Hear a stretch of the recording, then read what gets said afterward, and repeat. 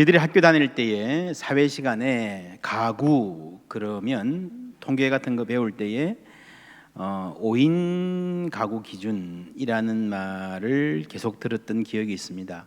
지금은 어떨까요? 평균 가구의 가족수 2.5 정도 됩니다. 한 3, 40년 사이에 딱 반으로 줄었습니다. 1인 가구 1980년에는 1인 가구가 전체 가구의 4.8%였는데요. 지금은 30%나 됩니다. 슬라이드 보시면 얼마나 빨리 늘어나고 있고 앞으로 많이 늘어날 것이다 알 수 있죠. 시도별로 보면은 2005년까지만 해도요, 전국 모든 시도에서 부부 자녀, 부부 플러스 자녀가 있는 가구가 1위였는데 지금은 이게 막 섞여갑니다. 한 7년 정도 전 2026년이 되면 전국의 모든 시군구에서 1인 가구가 1위가 될 것이다. 왜 이런 현상이 생겼을까요? 젊은이들이 이것들이 결혼 안 해서 그렇지 아닙니다. 여러분 1인 그것만이 아닙니다. 1인 가구 중에서는 고령자가 가장 많습니다. 70대가 18%로 가장 많고요, 30대가 그 다음입니다. 그리고 최근의 기사를 보면요, 혼자 사는 중년 급증, 40대 50대 1인 가구 증가율 전체 평균을 웃돈다는 보도도 있습니다. 깜짝 놀랄 일이죠. 여러분 세계가 이렇게 바뀌어가고 있습니다. 이런 시대를 여러분 살 준비가 되어 있습니까? 어떻게 살아야 할까요? 먼저 우리는 다양성, 가구 형태의 다양성이라는 시각이 필요합니다. 이제 더 이상요, 정상과 비정상, 부모가 있고 두 부모가 다 있고 아이들 있는 가구는 정상이고 아닌 가구는 아니다, 비정상이다, 이런 생각을 버려야 됩니다. 그리고 꼭 어느 쪽이 더 좋고 어느 쪽이 더 나쁘다는 것도 편견일 수 있습니다. 대신에 인간의 삶에 대한 보다 섬세한 성찰 그리고 대안이 필요합니다. 그리스도인들은 성경적인 삶의 원리를 모색할 수 있어야 되고요, 세계적인 추세와 함께 한국 사회의 특수성을 잘 고려할 수 있는 라이프 스타일을 우리가 모색해 보아야 됩니다. 저는 그렇게 생각합니다. 결혼하라, 가급적이면 결혼하는 게 좋다, 아이들도 할 수 있으면 많이 낳는 게 좋다라고 권면합니다. 이런 우리 교회도 출산하면 교회에서 출산 장려금을 두둑하게 지불하는 거 아시죠? 모르십니까? 저는 개인적으로 그렇게 권하고 싶습니다. 그러나 다른 생각을 가진 사람들도 있을 것입니다. 나는 초라한 더블보다 화려한 싱글이 좋다. 2005년에 번역 소개된 책인데 여기서 아주 중요한 단어는요, 나는 좋다, 나는입니다. 다른 사람에게 강요하거나 일반적인 원리를 말하는 것이 아니라 나는 그게 좋다 그러는데 여러분 뭐라고 말하겠습니까? 그죠? 그래서 요즘에는 나는 미혼이 아니라 비혼이다 들어보셨습니까? 비혼, 결혼을 못하거나 아직 안 하고 있는 게 아니라 나는 결혼 안 하고 산다는 게 소신이다 라고 말합니다. 성경은 뭐라고 말합니까? 창세기 2장 18절 함께 읽습니다. 여호와 하나님이 이르시되 사람이 혼자 사는 것이 좋지 아니하니 웬만하면 결혼하는 게 좋습니다. 그러나 반드시 결혼해야 한다는 말은 아닙니다. 성경 전체적으로 보면 다른 목소리도 있습니다. 고린도전서 7장에 보면요, 결혼하고 사는 삶과 결혼하지 않고 사는 삶을 함께 놓고 장점과 단점이 각각 있다고 말하고 있습니다.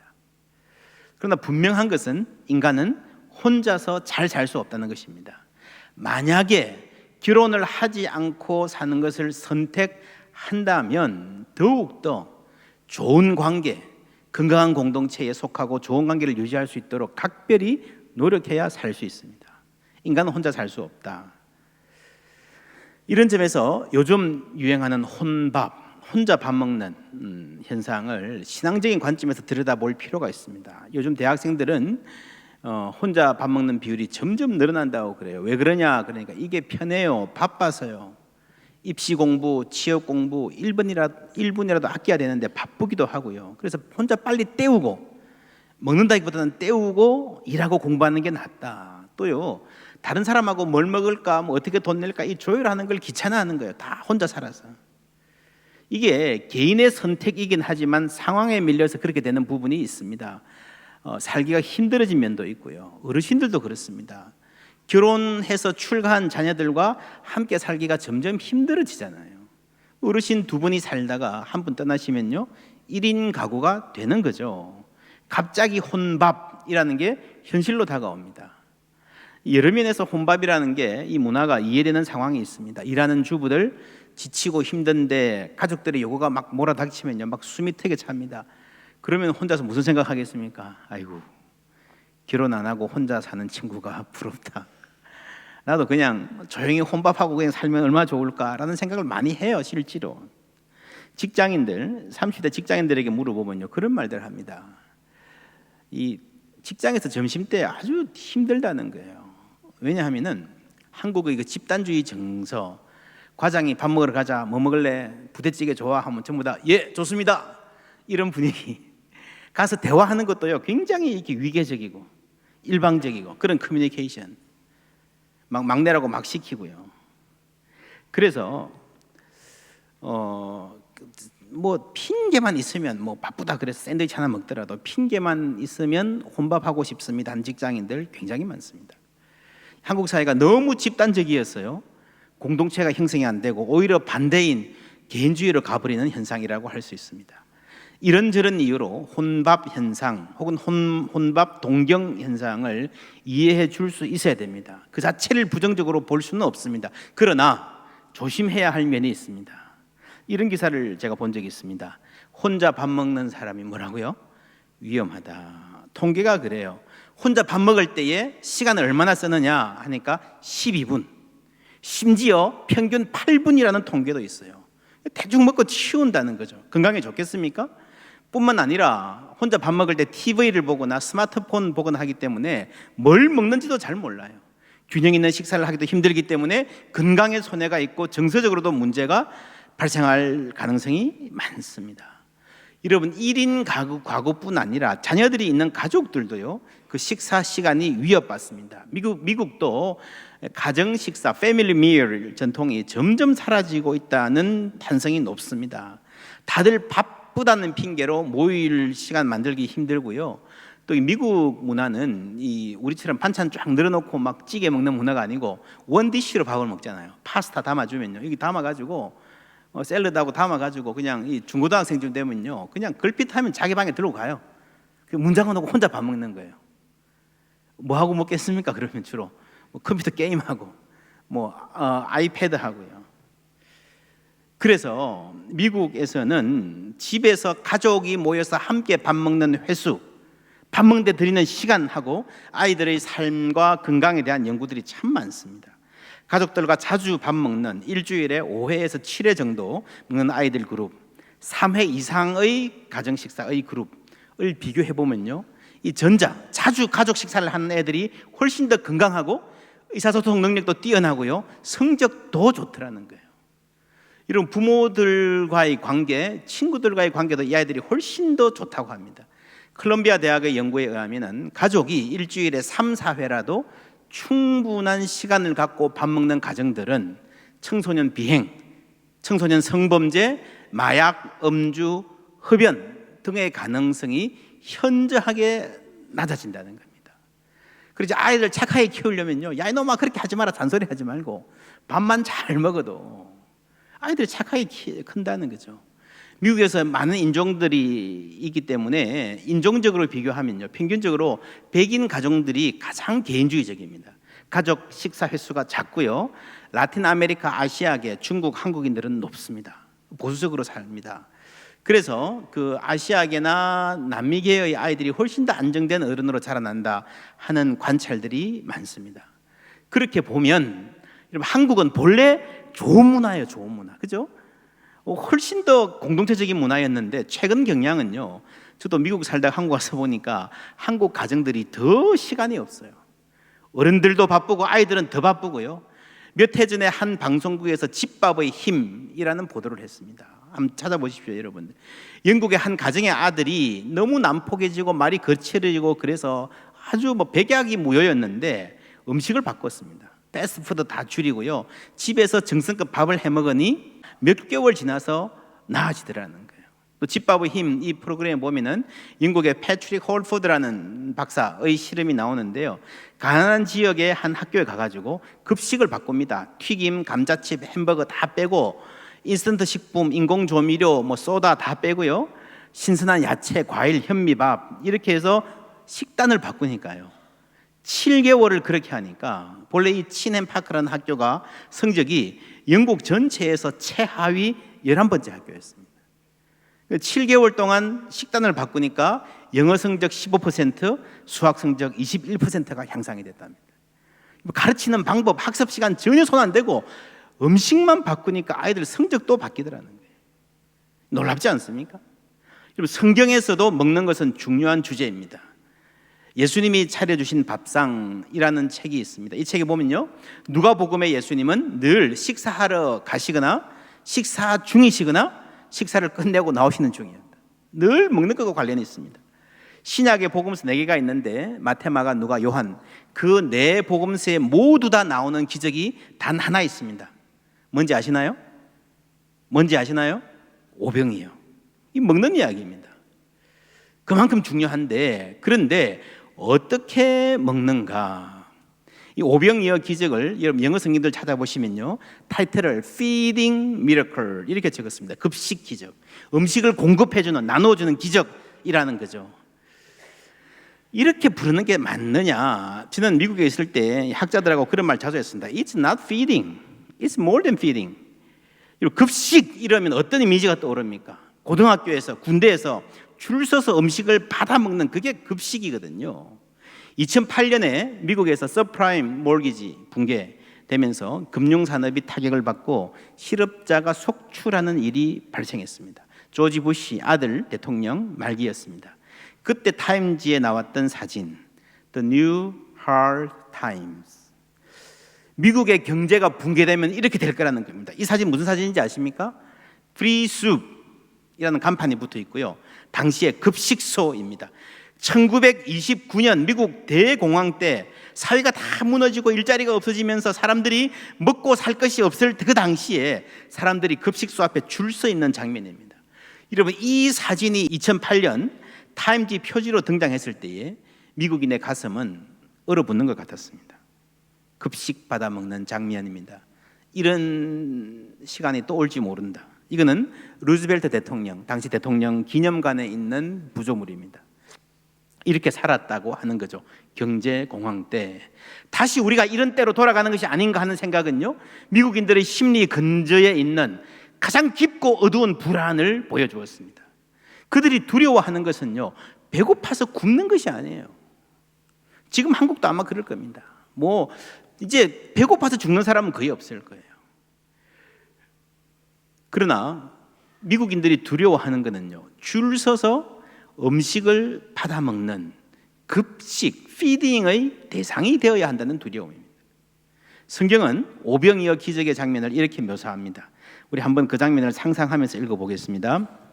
제자들에게 명하사 그 모든 사람으로 때를 지어 푸른 잔디 위에 앉게 하시니 때로 100명씩 또는 50명씩 앉은지라. 아멘. 50명씩 100명씩 어디에 앉았다고요? 푸른 잔디 위에. 어떤 느낌입니까? 급식소 아니죠? 뭐 같습니까? 소풍, 피크닉, 파티 이런 장면입니다. 여기에서 때를 지어라고 번역된 말의 헬라어 본문에는요, 심포지아라는 부사로 되어 있습니다. 심포지아, 무슨 단어가 생각납니까? 명사로 심포지움, 플라톤의 향년. 예, 맞습니다. 바로 그 단어입니다. 여기서 앉았다라는 단어는요, 많은 영어 성경들이 reclined라고 번역합니다. 이 recline이 뭔지 아십니까? 가구점에 가면 최고 편안한 자세의 가구가 recline 아닙니까? 그죠? 이렇게 기대어 눕는 정도로 앉는 걸 말합니다. 이 푸른 잔디밭에 recline해서 눕다시피 앉아서 먹는 파티. 이건 급식하고는 완전히 다른 개념이잖아요. 격조, 품위, 여유, 이런 단어가 떠오르지 않습니까? 여러분, 배고픈 고통은 인간이 경험하는 최악의 고통 중에 하나입니다. 그래서 예수님은 그 고통을 면해 주시려고 오병이의 기적을 일으키셨지만 그걸로 만족하지 않으셨습니다. 왜냐하면요, 인간은 고픈 배 채우는 것으로 만족할 수 있는 존재가 아닙니다. 사람이 떡으로만 살 것이 아니라 그랬잖아요. 그래서 여러분, 우리가 남들 급식할 때, 저도 미국에서 교회에서 홈리스 가가지고 많이 해봤는데요, 남을 도와주고 먹는 거 나눠줄 때 가장 조심해야 될 게 뭡니까? 그들의 자존심을 배려하는 거죠. 맞습니다. 그런데 예수님의 이 기적은요, 그 자존심 배려라는 정도를 훨씬 넘었습니다. 단순히 자존심 상하게 하지 않은 정도가 아니라 축제를 벌이시는 거예요. 그래서 오병이의 기적은 그냥 굶주린 배를 채워주는 것만이 아니라 인생에서 결코 잊지 못할 축제를 경험하게 하는 자리였습니다. 그래서 이 장면을 제대로 읽으면요, 예수님이 아주 섬세한 연출가였습니다. 연출가. 그리고 제자들이 그걸 기억합니다. 그래서 그대로 오래 후에 쓰여진 복음서의 심포지아 그 푸른 잔디 이야기를 그대로 적고 있습니다. 오늘까지 전해져 가고 있습니다. 이걸 놓치면 안 됩니다. 하나님의 나라는 축제인 줄 믿습니다. 여러분, 오늘 아이들 밖에서 우주 페스티벌 축제하는 거 보셨죠? 이런 축제가 자주 있어야 됩니다. 교회는요, 즐거운 곳이에요. 소망이 있는 곳입니다. 아이들이 한박 웃음을 웃고 마음껏 함께 뛰어노는, 어른들도 함께 먹으면서 축제하는 그런 곳이 교회였다는 거죠. 성경을 보면 예수님은 함께 먹는 기쁨을 아주 소중히 여기시는 분입니다. 예수님의 첫 번째 기적이 뭡니까? 가나 혼인잔치, 포도주 기적. 최후의 만찬도 먹는 순간이고요. 엠마오 도상에서 부활하신 예수님이 제자들을 만나서 여러분 눈을 띄워주시는 것도 함께 떡을 떼는 순간에 일어난 일입니다. 요한복음 21장에 보면 예수님께서 자신을 부인한 베드로를 찾아오셔서 그 관계를 회복하시는 장면에서 여러분 아십니까? 와서 조반을 먹으라. 손수 숯불을 피우시고 생선을 구워서 조반을 차려주시면서 먹으라 하십니다. 예수님은 함께 먹으며 잔치하고 먹이면서 관계를 회복하시는 하나님이신 줄 믿습니다. 그리고 우리에게 이렇게 기도하라 하셨어요. 오늘 우리에게 일용할 양식을 주시옵고. 누구에게요? 누구에게요? 나에게가 아니고요, 우리에게입니다. 오늘 우리 아이들 우주 페스티벌 하는 것도 여러분 무슨 약자인지 아십니까? 우리는 주의 자녀, 나는이 아니고 우리는입니다. 나의 일용할 양식이 아닌 우리의 일용할 양식입니다. 함께 먹는 겁니다. 내가 먹을 것을 획득하고 내가 확보하고 지키면서 살아가야 하는 고달픈 삶이 아닌 하나님께서 주시는 은혜를 누리고 나누는 은혜의 삶인 줄 믿습니다. 그걸 아는 게 진리를 아는 거예요. 여러분, 진리를 안다는 것은요, 내 속에 있는 인생에 대한 환상이 깨어지는 걸 말합니다. 그 환상 중에 하나가 나 혼자 책임지고 나 혼자 살아갈 수 있다는 환상입니다. 여러분, 우리는 하나님께 의존해 있고 서로에게 의존해 있습니다. 밥을 먹을 때 그걸 알아야 돼요. 밥을 먹을 때. 우리 홍순관 씨의 쌀 한 톨의 무게라는 노래 함께 들으시겠습니다.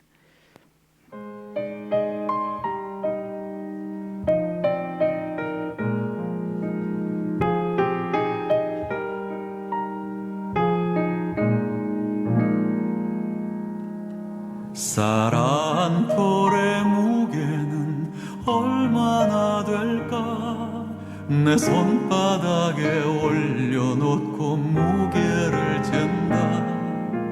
바람과 천둥과 비와 햇살과 외로운 별빛도 그 안에 스며네.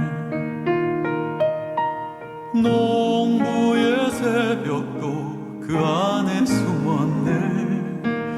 나락한 알 속에 우주가 들었네.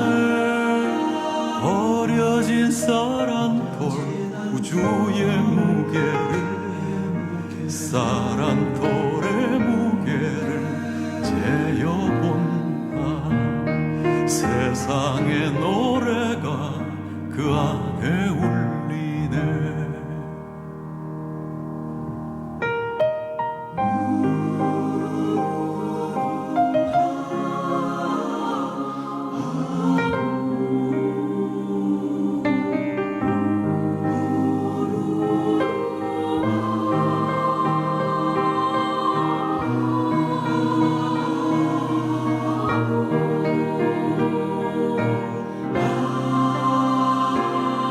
쌀 한 톨의 무게는 생명의 무게, 쌀 한 톨의 무게는 평화의 무게, 쌀 한 톨의 무게는 농부의 무게 쌀 한 톨의 무게는 세월의 무게 쌀 한 톨의 무게 생명의 무게 쌀 한 톨의 무게는 평화의 무게 쌀 한 톨의 무게는 농부의 무게 쌀 한 톨의 무게는 세월의 무게 쌀 한 톨의 무게 생명의 무게 쌀 한 톨의 무게는 평화의 무게 쌀 한 톨의 무게 농부의 무게 쌀 한 톨의 무게는 세월의 무게 쌀 한 톨의 무게는 세월의 무게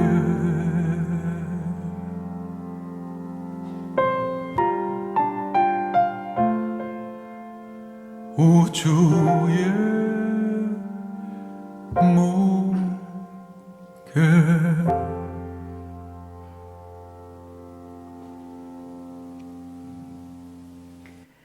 쌀 한 톨의 무게, 가늠할 수 있는 사람이라면 밥 한 숟가락 입에 넣으면서 내가 나 혼자 살아가는 것이 아니라 이 농부의 수고, 밥 한 이의 정성, 또한 함께 먹는 이웃들의 아픔과 기쁨에 참여하고 있다는 것을 알게 될 것입니다. 밥을 소화시키면서 우리는 그 바람과 햇살, 그 새벽의 온기, 또한 그 천둥과 번개까지 그 안에 담겨 있는 온 우주와 내가 만나는 것입니다. 쌀 한 톨의 무게만 헤아려 보아도 사람이 혼자 살 수 없구나 하는 것을 알 수 있습니다. 또 하나의 환상은 영양만 공급되면 인간은 살아갈 수 있다는 생각입니다. 물론 인간은 배고프면 죽습니다. 필요한 칼로리가 있습니다. 그러나 예수님은 사람이 빵만으로 살 것이 아니라고 하셨습니다. 여러분, 인간이 정서적인 욕구를 음식으로 채우려 할 때 실현했거나 좌절했거나 낙방했거나 자존심 상했거나 폭식하는 경향이 있지 않습니까? 외로움을 이겨보려고 음식을 자꾸 목구멍으로 밀어넣는 것 미련한 일입니다. 음식만이 아닙니다. 술, 타락한 성관계, 과도한 오락, 컴퓨터 게임 등 외로움이나 좌절, 정서적인 피로 그리고 영적인 피로를 다른 것으로 채우려는 것입니다. 사람이 떡으로만 살 것이 아니라는 것은요, 인간은 일정 수준의 칼로리가 채워져서 배고픔을 면한다고 잘 살 수 있는 것이 아니라는 말입니다. 이런 시가 있습니다. 안녕 편의점. 옆에서 아는 듯 악수를 청하는 사람이 있었는데 그는 누구인지 면발 위에 뜨거운 물을 부을 때나 믹스커피를 저을 때까지도 생각나지 않았다. 나는 잘 살지 않았으므로 누가 아는 체하면 두려움이 많았고 먼저 나가주길 바라지만 바깥은 지독히 더웠으므로 그를 의식하는 대신 무심한 편을 택하기로 했는데 오늘은 돈가스 도시락이 할인 품목이며 아이스바가 1+1이라는 정보를 흘려주고 있었다. 나는 나를 모르는데 당신은 누구입니까? 여러분, 나는 나를 모르는데 이 편의점에서 혼자 밥 먹는 자신의 모습 나로 인정하기 싫다는 말이죠. 우리는 각자 다른 1인이 되어 1인으로 살며 1인의 밥을 먹고 1인의 시위를 하며 처음부터 1인이었던 1인으로 돌아와 어디로든 나는 숨어들고 싶은 사람. 1시간 전의 일출이 1시간 후의 일몰에게 자꾸 안녕하냐 안녕하냐 그딴 거 물어보지 마세요. 이 시를 보면요, 이 복잡한 도시에 인구 밀집 지역에 많은 사람이 살아가는 그 동네 한복판에 있는 편의점이 세상에서 가장 외로운 공간일 수 있겠다 싶습니다. 여러분, 이렇게 외로운 것은요, 혼밥 때문이 아닙니다. 이 사람이, 우리가 이왕에 가지고 있는 외로움, 열등감, 상처가 밥 먹을 때 더 선명히 떠오르는 것뿐입니다. 나는 초라한 드벌보다 화려한 싱글이 좋다는 말이 듣기는 좋아요. 우선 듣기는 좋아요. 근데 여러분, 화려하게 사는 게 얼마나 힘든지 아십니까? 화려하게 사는 것도 힘들고요, 화려하게 보이는 것도 힘듭니다. 뭐 골드미스 이런 말들도 요즘 많지만요, 화려하게 사는 것은 극소수에게만 허용된 것이고, 그 극소수도요, 이 외로움으로부터 자유로울 수 없습니다. 인간은 화려할 수가 없어요. 인간의 삶이 어떻게 화려하기만 하겠습니까? 모든 인간의 삶은 때로는 구차하고 때로는 없어 보이는 거 피할 수 없습니다. 내 삶은 화려하게 보여야 한다는 생각 자체가 인간을 비참하게 만드는 거예요. 화려하게 보여야 한다는 부담을 극복해야 여유가 생기고 진정한 품위가 가능하게 됩니다. 그래서 이런 드라마가 공감을 얻는지도 모르겠습니다. 응답하라 1988. 글자 보이십니까? 내 끝사랑은 뭐라고요? 가족이다. 저는 이거 잘 못 봤는데 이 드라마 참 재밌어요. 내 끝사랑은, 여러분, 멋진 화려한 첫사랑 막 찾아 헤매다가요, 결국 돌고 돌아서 끝사랑은 가족이라는 거죠. 2005년에 여러분 화려한 싱글 이 책이 나와서 결혼에 대한 인식을 많이 바꾸긴 했습니다. 그러나 결국 오늘의 세계가 돌아온 지점은요, 2015년의 드라마 내 끝사랑은 가족, 요 지점이 아닌가 싶어요. 이 드라마는 가족의 이상을 말하는 것 같습니다. 그것은 핵가족뿐 아니라 한 골목에서 이웃으로 함께 아웅다웅 오손도손 살아가는 그 마을, 응답하라 1994 응사라고 하더군요.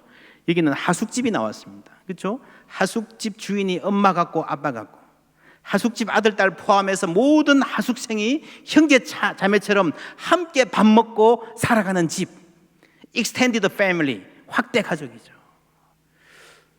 여러분, 이 주인공들이 지금쯤 그 의사도 있고요, 그래서요, 뭐 이렇게 졸업을 하고 지금쯤 40, 50대 아주 유능한 직장인으로 먹고 싶은 거 언제든지 사 먹을 수 있는 사람이 되었을지언정, 그때 젊을 때 함께 친구들과 먹는 밥을 그리워하는 거예요. 그래서 이런 드라마들은요, 오늘 한국 사회가 놓친 것이 무엇인가, 오늘 한국인들이 갖고 있는 그 그리움이 어느 지점을 향해 있는지를 잘 보여주는 것입니다. 혼밥 자체가 나쁜 것이라 할 수는 없습니다. 여러분, 꼭 혼자 먹어야 한다면요, 좀 여유 있게 영양을 제대로 갖추어서, 최소한의 격식을 갖추어서 품위 있게 음악도 좀 틀어놓고요, 비발디의 사계 그렇게 먹을 수 있으면 좋겠습니다. 그리고 우리는 밥만 먹고 살 수 없는 존재라는 것을 기억해야 됩니다. 내가 살기 위해서는 나를 보고 웃어주는 누군가의 미소가 필요합니다. 힘들 때 수고했다고 내 등 두드려주는 사람이 있어야 되고요, 내가 불안해할 때에 다른 친구들도 불안해하고 있으며 그 불안한 존재들끼리 등맞대고 살 수 있다는 것을 느끼게 해주는 관계들이 필요합니다. 그래서 이런 관계들을 소중히 여기고 자꾸 만들어 가야 돼요. 노력하지 않으면요, 인간의 관계는 계속 축소되게 돼 있습니다. 팔은 어디로 굽는다고요? 팔은 안으로 굽는다고요. 근데 여러분, 그게 인간의 본성이지만 건강하게 살려면 안으로만 굽히지 말고요, 밖으로 뻗는 연습을 자꾸 해야 됩니다. 그게 뭡니까? 스트레칭. 그죠? 관계의 스트레칭. 그게 영혼의 스트레칭이에요. 그래서 여러분, 늘 어울리던 사람들하고만 어울리면요, 여러분, 아무리 엘리트들이더라고요, 그 사람들끼리만 어울리면 그 사람들 바보 됩니다. 시시해집니다. 생각이 좁아집니다. 다른 사람과 자꾸 어울릴 수 있어야 됩니다. 여러분이 혹시 1인 가구가 아니고 함께 밥 먹는 사람이 있어 복받은 가정이 있다면, 혹은 그런 좋은 친구들이 있다면요, 그 복을 나누시기를 바랍니다.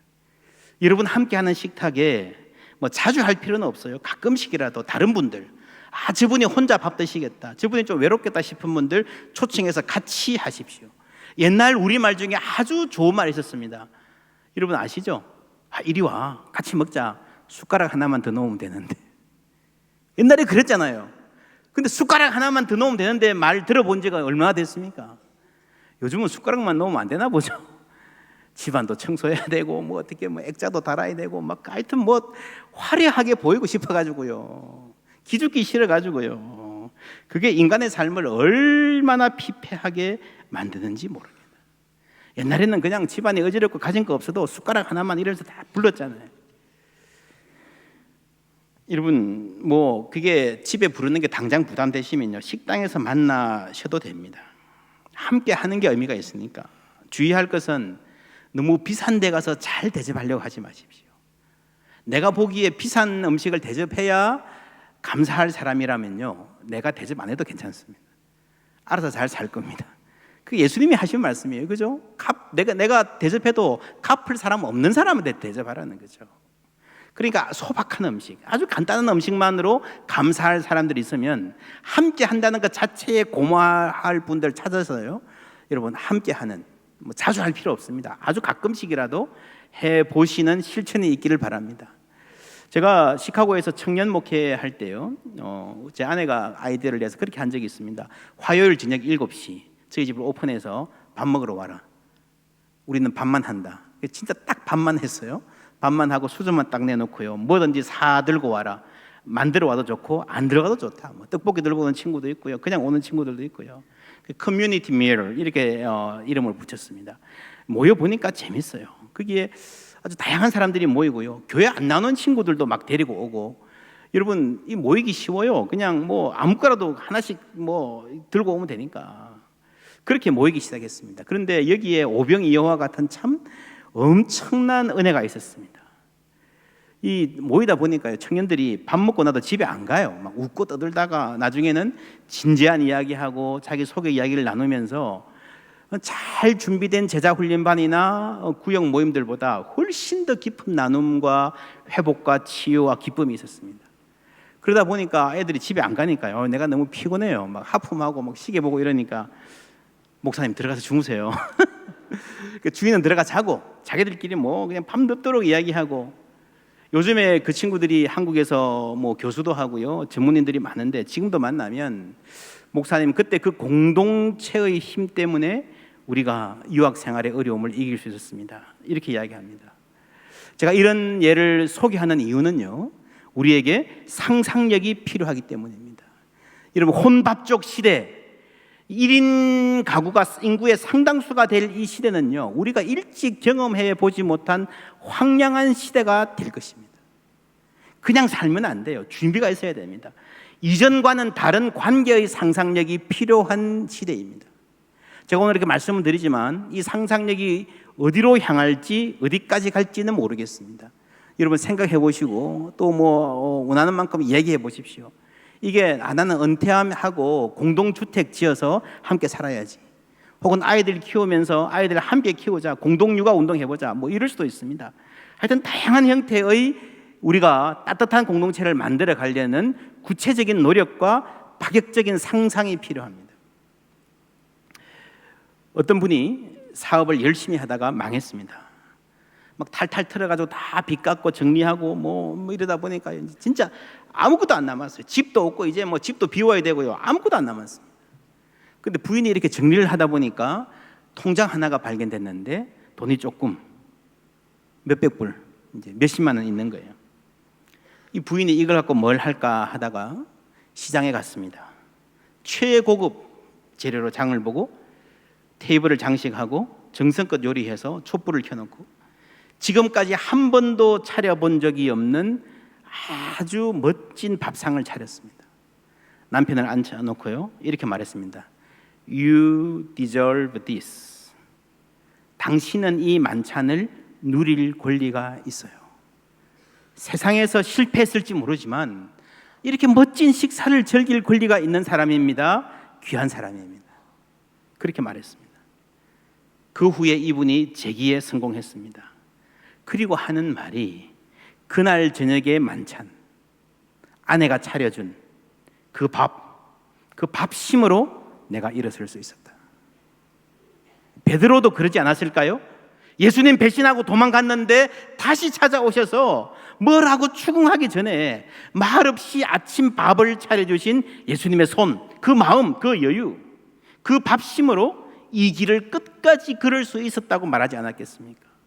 굶주린 5천 명의 군중들을 먹이실 때에 그냥 급식하지 않으시고 품위 있고 여유 있는 잔치를 베푸신 것, You deserve this. 여러분은 이런 잔치를 즐길 만한 가치가 있는 존귀한 사람들입니다. 이 말 주신 거 아닐까요? 그것이 복음입니다. 그것이 하나님의 나라입니다. 이 나라 우리 가운데 임하기를 원합니다. 우리 다 힘들게 삽니다. 예전에도 그랬고 성경시대에도 그랬고 오늘도 그렇습니다. 그러나 여러분, 삶의 압박이 힘겹게 조여올수록 우리에게 이런 샬롬의 시간은 더욱더 필요한 거예요. 내가 누구인지를 이 세상의 평가가 아니라 이 샬롬 안에서 발견해야 되는 것입니다. 세상 사람들이 다 능률이라는 목표를 쫓아서 혹은 뒤에서 쫓아오는 불안의 그늘에서 벗어나고 싶어서 아둥바둥 살면서 인간에게 가장 소중한 식사 시간마저 빼앗기고 있는 때에, 이 시대에 이러한 성경의 정신, 예수님의 품위와 여유를 돌아볼 수 있어야 합니다. 지난주에 resistance, 저항이라는 말을 했습니다. 안식일은 저항이다. 여러분, 여유 있게 밥 먹는 시간, 그런 마음 확보하는 것도요, 저항이 필요합니다. 왜냐하면 이 세상이 우리를 편하게 밥 먹도록 내어버려두지 않기 때문입니다. 저항하시기 바랍니다. 잘 먹고 여유 있게 먹고 잘 살기로 작정하시기를 바랍니다. 그리고 팔을 펼치십시오. 관계의 스트레칭이 영혼의 스트레칭입니다. 내가 편한 사람만 만나는 게 아니라 조금 다르다 싶은 사람들 조금씩 만나가면서 함께 밥도 먹고요, 얘기도 하는 것, 그게 우리의 팔 안에 이웃을 담는 것인 줄 믿습니다. 그럴 때에 하나님이 우리의 팔에 우리의 삶에 하나님 나라의 꿈, 생명력을 담아주실 줄 믿습니다.